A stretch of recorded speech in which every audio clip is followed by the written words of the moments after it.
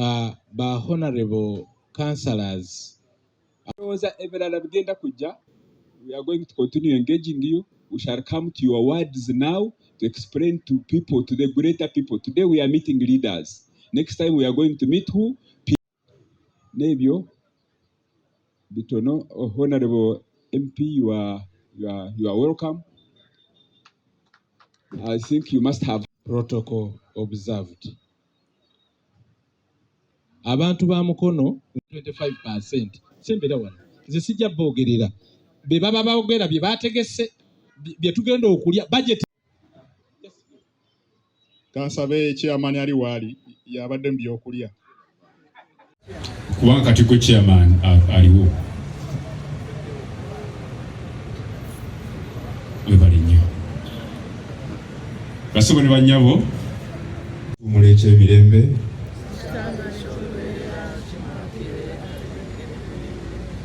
Mukama Katonda omugenza mwechu muleche emirembe Mukama Katonda omugenza mwechu muleche emirembe of Mukono Central Division nga ye Mukulu Peter Kabanda era naye nkimanyi sawa yonna agenda kutwegattako owekitiibwa Diso manager Umeme owekitiibwa Mayor Honorable Kabanda Peter ne executive yo omukulu akulira abasuubuzi awamu ne executive ye yonna omwami Ssekajja atwala ebbendobendo lya Central Division kubanga obukulembeze bwa Central Division ate nga atwala gundu bonna bali bise bebekoledde omukolo kyemani situka mukolo guno gwammwe mwe mwagwetegekedde oyo lwakuba tayambadde etta bebagwekoze eki bebagwetegekedde ffe tuliwo kuba empoweringa to avoid politics in this mwami Kigundu jangu mukadde waffe Mukyala Namboze member of parliament wahi wa barakatu abala Mukama yebazibwe tata omusolo gwa occupation permit gwayisibwa parliament nga guva mu Building Control Act eya 2013 tutegereka kabanange kitegeeza gwava mu parliament ne gujjawa ate omusolo guno gubaddewo naye Building Control Act yezze negulungamya bulungi kitegeeza parliament yaguyisa bwemala okuguyisa gubadde guli mu force naye abantu baffe ebiseera ebisinga emisolo baba tulina okubasensitizinga so owekitiibwa mwami byabagambye yakirowoozezako n'agamba tusooke tusomese abantu baffe abantu bayayaana nno okusasula omusolo guno naye abasinga twabagambye mulindeeko naye abaliredde nga bo bamanyi yuzi yaagwo tetubagaana gusasula era bo bajja ne bagusasula so Building Control Act yeguteekawo bwe tubadde twakatandika omusolo gwa building gwa occupation permit tusolozezza obukadde obuwera 30 mu myezi 2 gyokka ate nga abantu bajja willingly era omusolo guno bwe gujja percentage zivaako 50% negenda ku divisions ne tumala ne tukwata 30% era ne tugizaayo ku division era nga ku ssente ezo percentage ezivaako zigenda ku 25% eyaba LCs. Njagala okwebaza omwami byabagambye nti ekintu kino twakiweeredde ddala aba LC batandika okukozesa ekintu kyabwe beekolemu omulimu balina okutegeera ssente mmeka ze bafuna ku byalo byabwe. That is part of the transparency ezze mu Mukono municipality. Wano tetwagalawo byabufuzi era oli gwendabanga akyankalanya municipality ffe tetuli bannabyabufuzi ffe tugenda kukkirira wansi tunyonyole abantu batutegeere kati gwe bw'obanga okyankalanya ebintu bino bye baayisa okuva waggulu kati gwe obikyankalanya ku lulwo ekyo njagadde nkikooneko bwentyo nti tuwali muntu yena who is going to have his business closed because he has not paid occupation permit. era ekyo nkikakasa. We are not going to close anybody this financial year because he has not paid occupation permit. That one I can affirm that is our policy, that is our discussion. We are going to continue engaging and training and sensitizing people bagutegeere. Basoke bagutegeere abagala kusasula because they will take you through bagenda kusasula. Rental fees over properties which are owned by people. I mean, this is illegal. I cannot come to charge you a rental fee for a shop or a facility that I don't earn as Mukono. It is not acceptable, and we don't accept it, and we have not allowed anybody to collect that amount, that type of money called rental fees over ekizimbe nga si kyaffe, omudaala nga si gwaffe.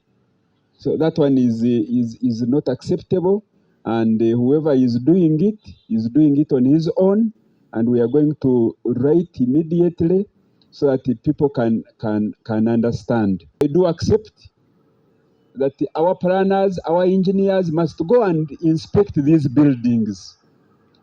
Balabe, bategere, if these buildings are in good condition. And that one we are also going to communicate that before the fees are determined, the building must be in good condition. Because why this tax? Why it is essential for you to have this permission is for you to feel safe. Ntoli safe mu kizimbe kyo. Now if it is not inspected, you are also not safe. Ate naffe tubeera safe who give the permission. This is intended to protect you, the owner of the building. Kubanga bw'oba toyina occupation permit ng'omuliro gukwata ekizimbe kyo, you become liable. If anything happens, God forbid, and somebody dies there, you have killed the person, you as the owner of the building. Ate naffe, if we have given you and something happens, we become liable. So all of us who don't want to take liability. So that is why it is essential that the engineers, physical planners, the health must come. Barabe embera y'ekizimbe kyo. If it has not been done, it is going to start being done. We don't correct areas for occupation permit. Naye nga omwami Nsimbi bw'aba annyonnyodde, it is for your good. You may need to go and collect Colorado from the bank, oyagala loan. Tuwala agenda kuwa loan nga toyina ki occupation permit. No bw'aba wazimba dda. At times they forge them honorable. That I'm also aware. When the bank demands, somebody comes there and they give them. I mean, it is still illegal. You have illegally obtained it. Because for us, what we have done is that, no, this is a government service. So, bw'oba wazimba dda, ate kati n'oyagala kusasula. For us, we are not going to close you. Honorable, we have already communicated. We are not closing anybody over payment of occupation permit. Era tuwali, nobody has been closed. But we are educating people. If somebody understands and willingly says, yes, I also need to obtain it, come and get it. So there are no areas, for goodness sake, no areas. You want to pay for 2010, you are at liberty to pay. Because you need it. Naye bw'oba toyagala tosasula. For those ones who built a long time ago, not obviously for somebody who is building today. Because for somebody who is building today, really, it is a law, But 2010 years ago, no. Pay at your own time. Twagenda okufuna independence ng'etteeka eryo weeriri ge mateeka agatukwatako nga g'abazungu. Naye okusingira ddala occupation permit ebadde ekwata nnyo ku bantu ab'enjawulo nga kusina kindi si kya buli muntu titugenda kimukakatako okubanga afuna occupation permit. era abazinga baagala occupational permit babadde bantu abazimba amazimbe ebinene naddala nga warehouses nga kiri condition okusobola okubeera nti olina kufuna ekyo okakasa ofuna license endala. Abamu bajjanga ne bafuna nga bakyagaba lease nga basobola ne bakuwa lease ey'emyaka 5 ne bagamba genda ozimba awantu awo ng'ekyokka ky'olina okulaga nti ennyumba gye bagamba okuzimba ku ttaka lye baali bakuwadde lyaggwa ye occupational permit n'ogenda mu maaso n'ogifuna n'oddayo ku land office ne bakuwa kye bayita full lease. Era bakadde baffe baazimba ebizimbe ebiri ekyemmanga awo wonna wonna awali public land ebizimbe ebikadde ebyo abasinga okufuna full lease bamalanga kufuna occupation permit. Kaakano amateeka agateekawo occupation permit gali ga mirundi 3 era sijja kukola budde bungi nnyo.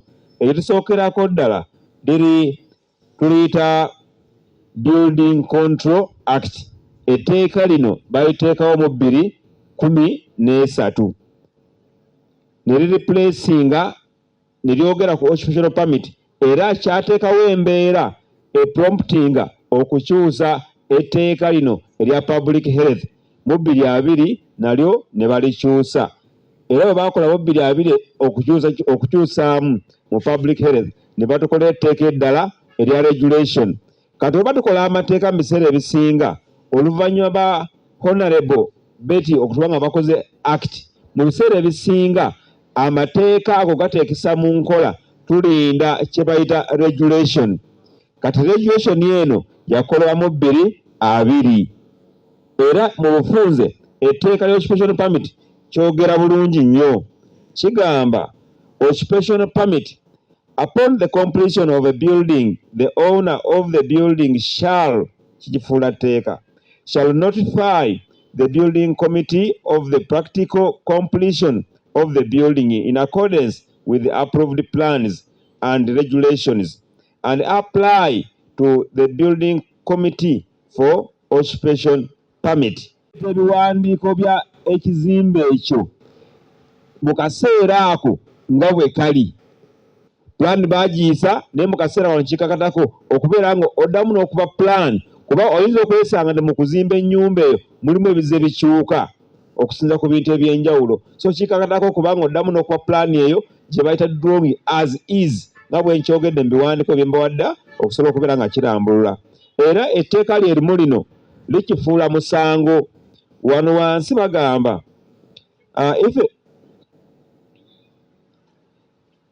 wansi wano etteeka lyerimu lino likifuula okubeera nga musango era kigamba ti singa oyingira mu nnyumba eno ogibeeramu okuleka okubeeramu kuno kutulina okubeeramu nga maybe tugizimba oba nga kikata ogibeeramu ng'ogikuuma guba musango era kikakatako tomusango kukamuvi olina okuba nga osasula kye bayita currency point 24 mu bufunze gye mitwalo 48. Toyogera kukusiba kitegeeza nti kyo ogenda mu kkooti kikakata okuba nga ow'ekibonerezo ekyo ekya fayini eyo. Era mu bufu bwe bumu bw'ogenda mu kye bayita building control regulation era erambululwa ne tutegeeza ngeri ki gy'olina okuba nga ofunamu kye bayita occupational permit. So byonna byonna bye twogera ku occupational permit biri mu ki? Biri mu tteeka. Era mu 2020 minisita era yagenda mu maaso n'atutegeeza ku etteeka lye yakola erya building control fees regulation 2020 era n'atutegeeza ssente mmeka omuntu zikikakatawo kuwa singa aba ayagala kye bayita occupational permit. Era ku ssente zino bazoogera bulungi nnyo ne babyogera mu bifo ebyenjawulo okusinziira kuwa wooli. Etteeka lino likwata ku cities bo bagamba nti bajja kuwanga 1,200 ffe ku municipalities tuwa nusu 95 otwa ku town councils owa nusu 7 oba oli wabwerwa kino ekibuga nga oli mu district owa nusu 5. Nusu 5 ebyo bibeera pa square meter. So kyangu nnyo okujja wano ng'omaze n'okutegeera ssente mmeka ze nnyinza okuwa singa ofuna omuntu omukugu n'akubalira ennyumba yo osobola okumanya. Naye ng'eba tonayo kubigendamu already oba wamanya dde okutegeera ennyumba wazimba nnyumba yenkana etya luli ng'ozimba singa kibeera nti ennyumba gy'ozimba gy'omaliriza ye ennyumba egwanidde okusinza ku plan gyewakola ki gyewalimu. So ebibuuzo ebisinga ebibaddemu tubisse mu kiwandiiko ekyo, naye nga badde babuuza zo zirina kubeera ssente mmeka, zirina kubeera wano ewaffe nusu 95 ku buli square meter. Era bw'obala square meter emu ku emu eziba nusu 95. Mu biseera ebisinga ekyongera ku ssente ezo, buli musolo gw'osasula wano ku nsonga eyo kubeerako vaati. Era oyinza okwesinga kwongeddeko ssente ziri 18% nga zo zaaki nga zo za vaati. So mu biseera ebisinga occupational permit ekuweebwa ng'ennyumba omaze ogizimba. Sitole etandika etya? Tuplaningira ekibuga, n'osubmitinga plan tugiyisa, etuinspectinga nga ozimba, bwe mala okuggwa n'otutegeeza. Kati ebimu ebibuuzo bibaddewo, ye mawe lwaki bammanja ekizimbe ne jjajja wange kiyandekera. Oyinza okwesinga nga kituufu etteeka eribadde eri emabega nga ligamba wandibadde wawa. Naye kaakano yenkola Honorable gy'ayogedde wano, mubaamu ebintu ebimu oba okukwasa amateeka n'oba nga tomenye etteeka naye ng'ofa bina okulaba ngeri gye tuyitamu ku mbeera efaanana bw'eti. Naye buli muntu yazimba ennyumba ng'etteeka eri mugamba okipitimana alina kuba nga agirina, yandibadde agirina. Era kino kye twogerako permission eno eweebwa omulundi gumu. Teragenda okugamba nti guno omwaka oguwadde n'omwaka ogujja jangu tugenda kujja tukusabe, nedda. Ziweebwa omulundi gumu okukakaza nti ennyumba yeeyo kituufu yaggwa okusinza ku plan era genda maaso n'okugibeeramu. Okuleka tugamba bwe tuti etteeka terikwasibwa kaddannyuma. Kaakano bwe batukwasisa etteeka lino eryakolebwa mu 2013 ne tuba nga wagenze mu maaso ne bagamba nti n'etteeka eddala libeere 2020 gye tulina okwasaganya wano tugambe nti nedda katutandikire ku tteeka lino eppya tugende mu maaso ebisigadde eby'emabega kitegerekeke. Tuleme kuba nga tukwasa amateeka nga tukola ki nga tukwasa kaddannyuma. Nti embeera emisolo gino egizze naddala nga bannamukono babadde tebagimanyi, nsabanga omusolo gwa occupational permit gubeere nga gwo omuntu nga tebamuggala. Nkiddemu, nsaba omusolo gwa occupational permit nga tugusomesa abantu guleme kulabika nga tugenza nga tuggala ebizimbe by'abantu olwa occupational permit. Twongere okusomesa abantu waakiri omwaka nga gumu ebiri bwe gunaggwerako ng'omuntu ategedde giri emirala bagimanyi, naye guno tuleme kutuukira ku kisembayo. Twongere okusomesa abantu ng'abakulembeze mutukoze bulungi mutaasa n'abakulembeze. Tugende tusomesa abantu mu communities. Nsaba muteekateeka eyo ti municipal council nga bwerese omusolo guno ereme gutusuulira nga byakola ogw'ebisaaniiko. Ogw'ebisaaniiko kasita abatwanjulira bagenda tukolamu omulimu tebadda. Ffe tuba nga tutoba nagwo, ffe tunnyonnyola ku gwanu temulabikayo, abantu ne balaba nga ffe ababaleseko omusolo ogwo. Tusaba ssebo tisi enkola eno ereme kukoma wano okusomesa bano, tugende ffenna ku ground nga tuli omuntu atya. Okusooka byonna nange njagala okusiima olw'enteekateeka eno.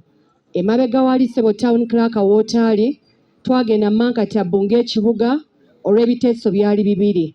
Twalina garbage management ne street parking. Naye nga byonna bw'obitunulya byali birungi. Naye emitendera mwe byayisibwa yeetaali nnambulukufu. Era ne kituleetera okubeera nti twalina okulwanagana wakati waffe ng'abakulembeze. Municipality egamba tendera agende maaso. Division egamba tendera akole ki aveeyo. Naye tweyanzizza nnyo bwe mutuleetedde procedure eno. Ate nga mukoze consultation emala bwe mutunnyonnyodde ti mu consulting wa Solicitor General regulation empya ate naffe ne musaba twongeremu ebirowoozo. So njagadde okubeebaza ate n'okubasaba nti nga tugenda mu maaso ng'ekibuga from municipality nga tutunulira okufuuka city, amateeka bwe gati tujja geetaaga nnyo.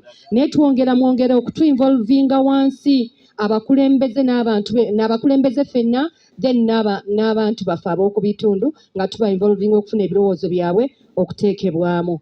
Tuleme kuleka muntu yenna emabega. We need everybody in every village in the whole country even. Kubanga omuyimiriddawo ne mugamba nti abantu abanaagendanga mu banka kusaba ssente bajjanga oluusi basaba ki pamiti ezo. Kakati bwe tunaaleka omuntu wadde mwavu ali mu kayumba katono mu kapuloti ke bw'ali yagala kweyongera okuzimba olwo aliyambibwa atya? Kiki kyenteesa? bona abantu tubasomese baje bafune kapamiti akamuyamba tinibo bayagala kwekulakulanya atandikirawo so tuleme gamba kyabagaga kyaba abaagala no let us correct everybody bamanye beyambe okuteekateeka omusomo guno oba semina eno okuyita abakulembeze bakyamaani b'RC1 bakansalas bakyamaani b'emiruka okutusomesa ku nkola eno kubanga omusolo guno naddala ogw'amayumba okukuwa pamiti okukakasa oyingire mu nnyumba y'ogisulemu abantu naddala mu kitundu kyange ng'ekyerweza nkola mpya era babadde tebagikola ki tebagimanyi naye oba oli awo nga bwe tufunye omusomo tujja kugezaako naffe tuddeyo mu bitundu byaffe tusomese abantu baffe omusolo omupya oguleeteddwa naye kibadde kya mukisa mulungi tetukiyize nti omusolo ogwo gwaliwo okuva dda kumpi kuva mu myaka gya 60 ekyo tubadde tetukimanyi naye batukoze bulungi nnyo okujja okutusomesa naffe tuddeyo ate tusomese abantu baffe tulabe ng'ensi yaffe tutambulira wamu tukulaakulanira wamu ate nga tufuna emisolo egisobola okulabirira ebitundu byaffe nti olunsi ekintu kijja bw'oba tonnakitegeera naye kirimu n'ebirungi ebikoze ekigamba nti bw'oba ozimbye amaka nga tolina tewasasula musolo ogwo oyinza obutafuna ssente mu banka oyinza ate bw'ogenda ng'odduka ng'oyagala looni mu banka ate basobola okukuseera ennyo kale ekisinga obukulu ennyo kusomesa bantu baffe basobole okutegeera obulungi n'obubi oba obuli ku musolo ogwo ffenna tukwatire wamu tulabe nga tusobola okutambulira awamu n'abakulembeze baffe. Nkola amateeka agakolebwa mu nsi yonna gabeera gongera ku nkulaakulana ya kitundu oba ya bitundu. So occupational permit etteeka lyabagibwa dda mu Parliament ne liyisibwa kakati libadde lyetaaga kusensitizingibwa kubanga buli ekiyitibwa kye bayita permit certificate bikiguba musolo nga government issuing nga tuba tujjamu omusolo nga ffe abakulembeze omusolo gubanga gweyongerako mu kitundu gutuyamba okulakulanya ebitundu. Of course tuyambye nnyo ngaffe era abadde batakitegeera bulungi bakitegedde kubanga si kyabuwaze naye ate mujja oba ekitundu yakiyamba kubanga n'omuntu wanaatuukira okuba nti afuna looni ku kizimbe yeewola bajja musaba occupational permit. So twetaaga okwemusomesa abakulembeze engeri ki gye bagenda ogifunamu certificate. Atugamba nti ensibambi edibya mutere enteekateeka y'emisolo eno yeetaaga abatuula kugifulumya bagifulumye oba oliawo nga basomesezza bulungi. Ekitukoze obulungi ekirala nti omusomufu awaddemukko tugeza kugobera naye nze nganzi nsigadde ne ware eraga nti omusolo guno guyinza okukaluba abantu okugutegeera singa tegusomesebwa nnyo ng'emisolo emirala wegize nga gisomesebwa era giwangadde ebbanga naye oyinza okwesanga omuntu yenna okutuukiriza obukwakkulizo bw'omusolo ogwo mu kibuga mwakolerwa abantu waali nga bw'obuuza abatuukiriza abo bateeka okuba nga ku 10 olinako 2 ate 2 ago oyinza okwesanga ng'ate agakolera ku ssente ya muwi w'omusolo gamba nga bakolanga mu gavumenti mu bitongole ng'ebyo ng'asobola okwekolera empapula. So Uganda weeti twetaaga okusomesa bulungi nnyo abantu bayige ekintu bakikole. Mwami Sendi soko ebireka wali ssente baawo katono mpiseewo bino.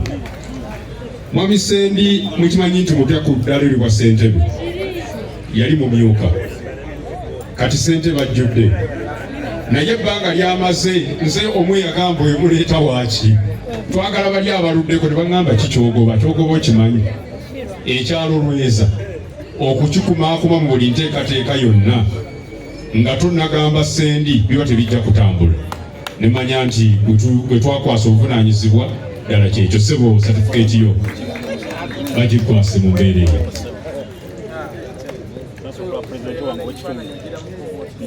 Wewa ssente bifunako mu kamera ne meyaawo ekifaananyi kirume agukubye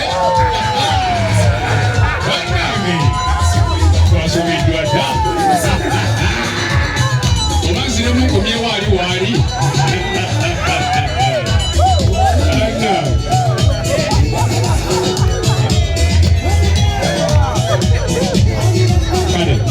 munzikirize kisinga wa mukwasa mpite ssentebe waffe Mwami Ssekajja. Mwami Ssekajja asembere sembera nti Somalia tukola bubi.